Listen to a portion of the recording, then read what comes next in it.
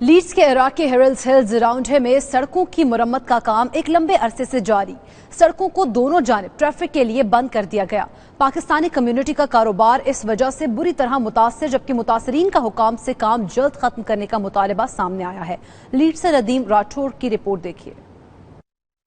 Leads کا علاقہ ہیر Hills راؤنڈے نہ صرف پاکستانی کمیونٹی کا شہر میں سب سے بڑا مرکز ہے، بلکہ شہر اور شمال سے آنے والی ٹریفک کی واحد گزرگاہ بھی ہے۔ یہاں کی سب سے مصروف سڑک ہیر ہلز روڈ کہلاتی ہے، جو نہ صرف اس علاقے کا بزنس ہب ہے بلکہ یہی وہ جگہ ہے جس کے ارد گرد لیڈز کے سب سے بڑے اسپتال، سکولز، کالجز، بڑی مساجد، شاپنگ سینٹرز، کمیونٹی سینٹرز، شادی ہال اور کاروبار ہیں۔ ہیر ہلز روڈ مرمت کے لیے بند کر دی گئی تھی۔ سڑک کے ایک طرف سے دوسری طرف جانے کے عمل کو ناممکن بنا کر علاقہ مکینوں اور راہگیروں کی زندگی اجیرن کر دی گئی ہے۔ اس کے علاوہ کشادہ سڑک کو انتہائی تنگ کر دیا گیا، جس کی وجہ سے یہاں ٹریفک جام رہتی ہے، جس سے مسافروں کو شدید ذہنی دباؤ کا سامنا ہے۔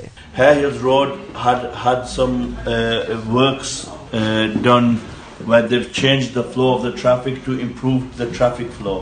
And what's happened is that since then they've actually made the traffic flow worse. We campaigned at the time. I'd like to say that it's a bit danger because mostly cars go over it, or where there's an ambulance in an emergency, there's no other space for them to go, so it's more difficult for them to go.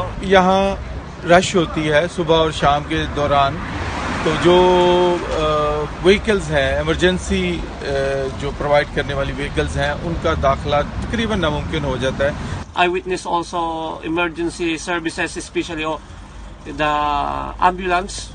They cannot overtake, because this is the main